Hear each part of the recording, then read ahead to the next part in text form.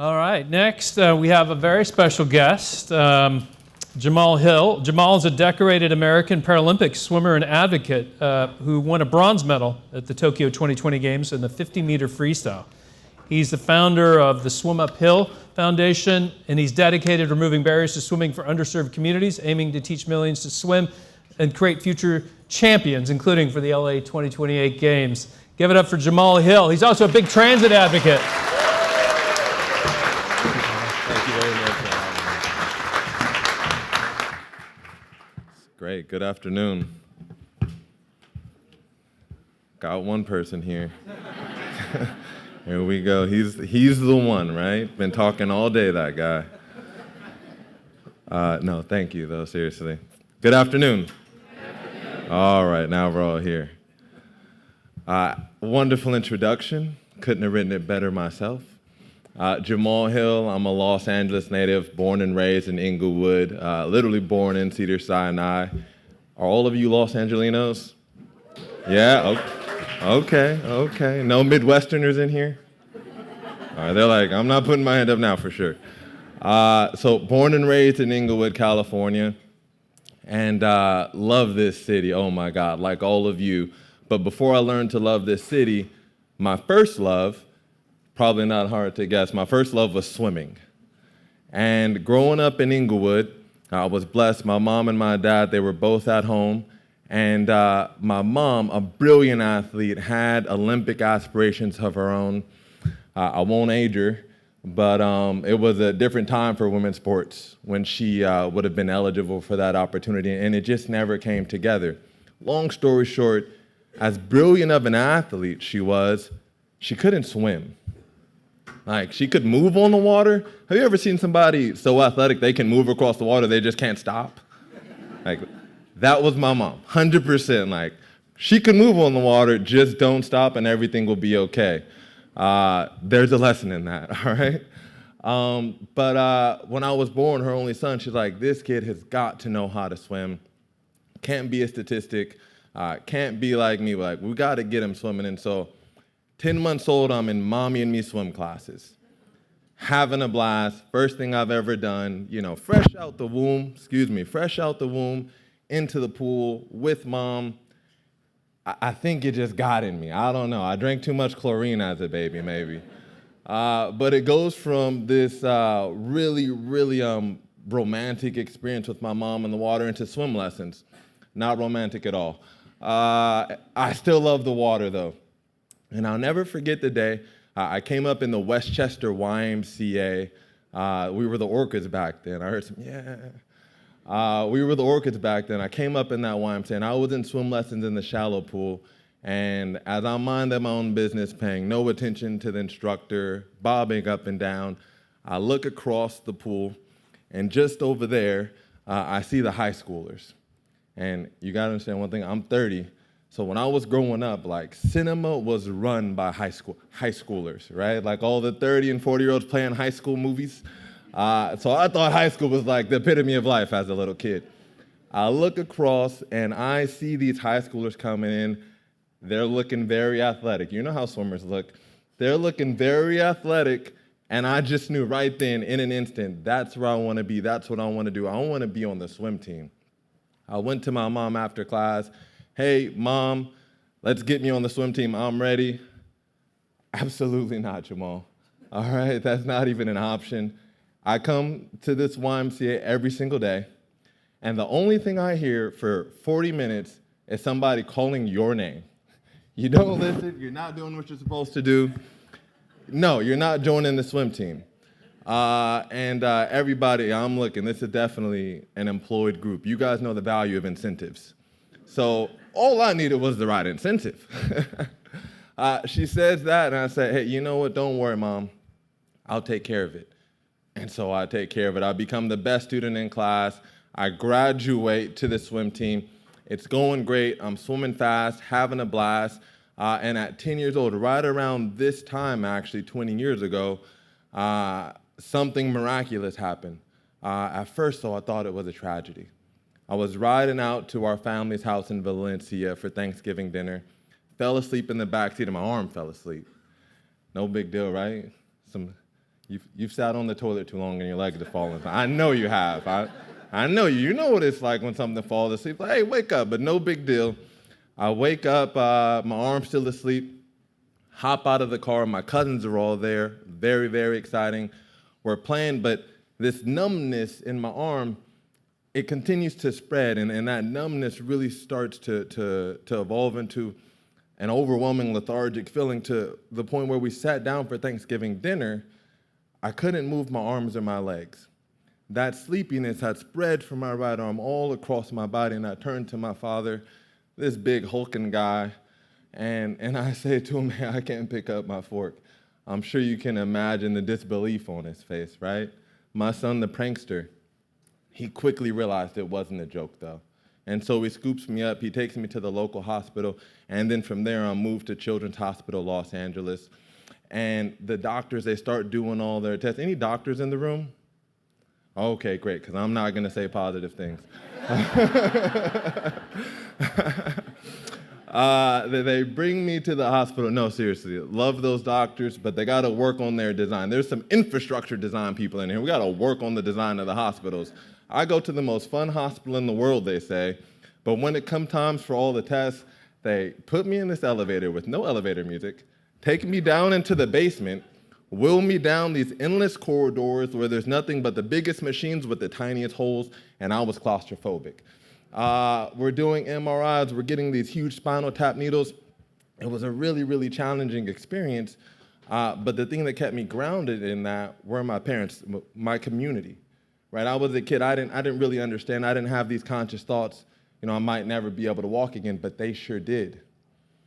Glory be this disease that I was diagnosed with, Charcot-Marie tooth, a rare hereditary neuropathy.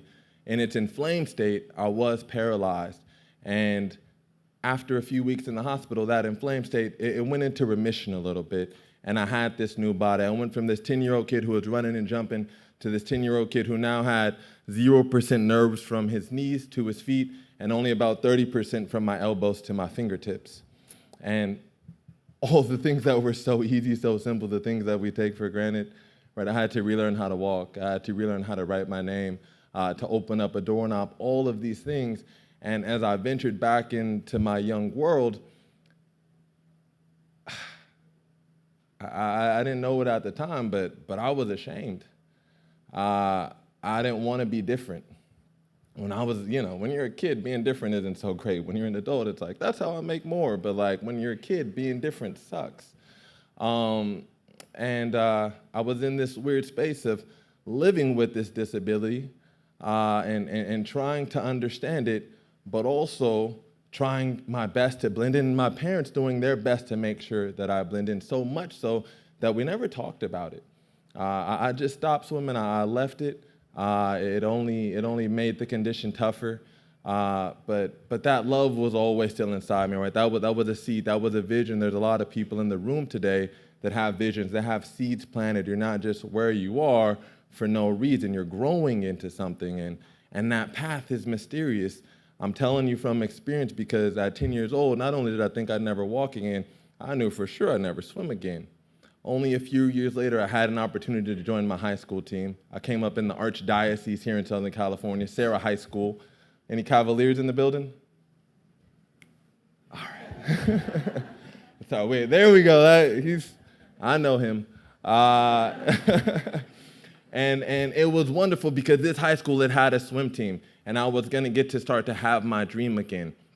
And so I started swimming, I started competing.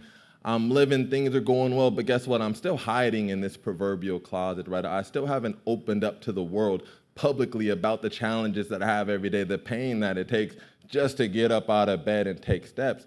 So much so that I've worked to forget it myself. I was fortunate enough to grow through that swim team and even grow into a collegiate swim team. And when I got into college, I studied things that I won't talk about now. But what I realized is that I really wanted to be a pro swimmer. I'm like, I love it. If it doesn't work, I'll go back to school. I'll do something else. And so I left Northeast Ohio, where I went to school, and I came back to Southern California, right? Like, it's so funny because we live here, A lot of you are from here, and we think of Southern California, well, others like Hollywood, that's where they come to make their dreams come true. But like, this is where a lot of people's dreams come true. This is where tech dreams come true. This is where innovation dreams come true. This is just where the impossible happens.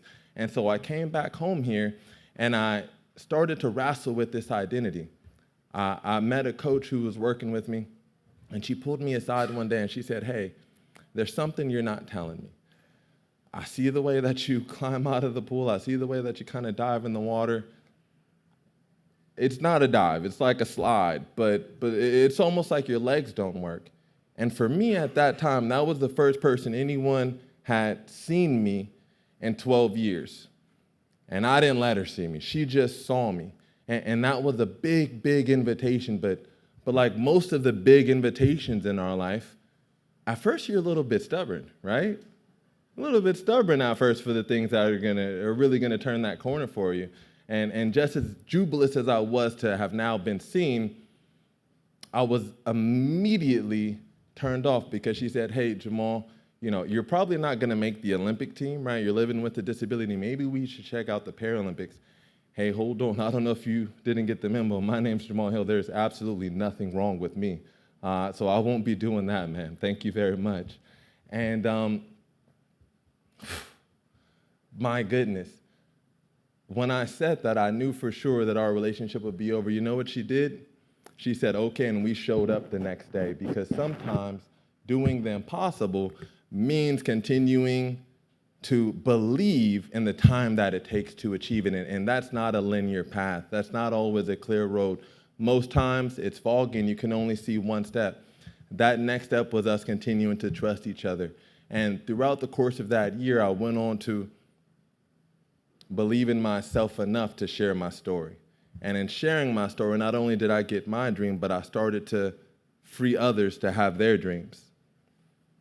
That, believe it or not, is when the real work started, all right? Because it's 2016, and I'm working to make my first Paralympic team in Tokyo.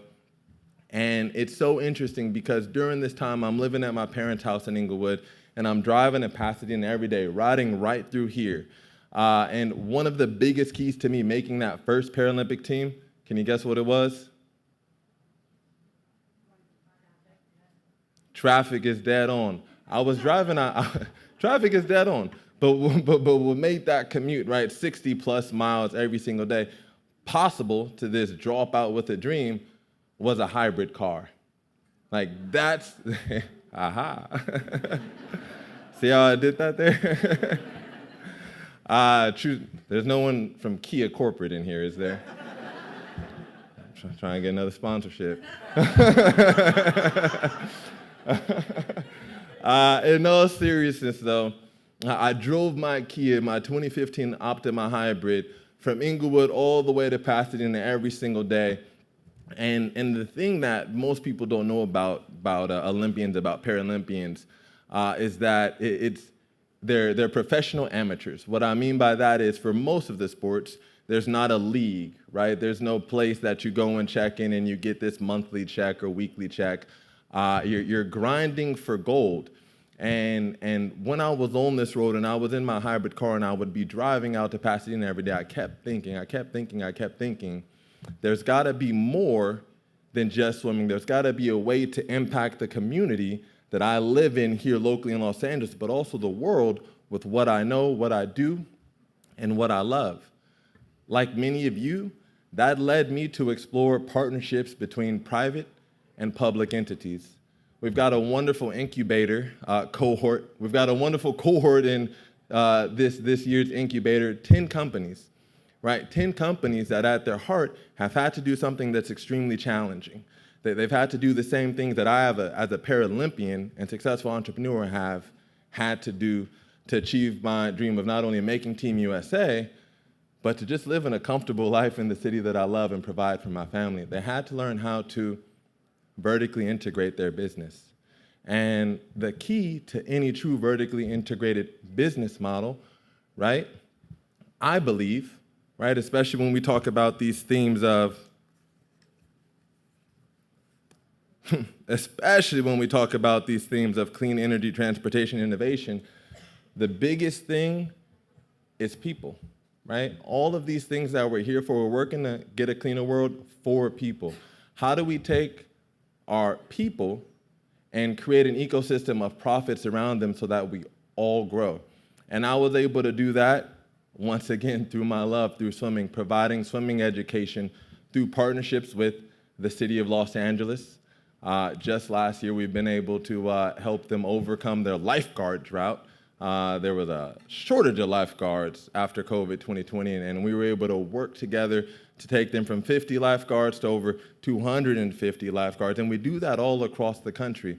The reason that I'm bringing you into this experience and telling you these things are because what you're doing is so impactful that the only part of it you can really see right now is probably in the space between your heart and your mind. The part of you that said, I need to be here today because I don't know who's gonna be there, I don't know what I'm gonna hear, I don't know what hand I'm gonna shake, but there's an opportunity for like-minded people to come together and to make the greatest city in the world even greater, not for the glory, but for its people. Today, I took the metro here. There we go. There we go. Now, if y'all clapping, who else took the metro here? Okay, there we go. there we go. I love it. And in taking the metro and in being this journey from Tokyo 2021, where I was able to win our country a bronze medal. Thank you so much. To being able to make the team in Paris 2024 and finishing fifth and earning this nice spiffy coat I have on here. There we go. The coat deserves a round of applause. On to LA 28, right? And the next 2.5 years.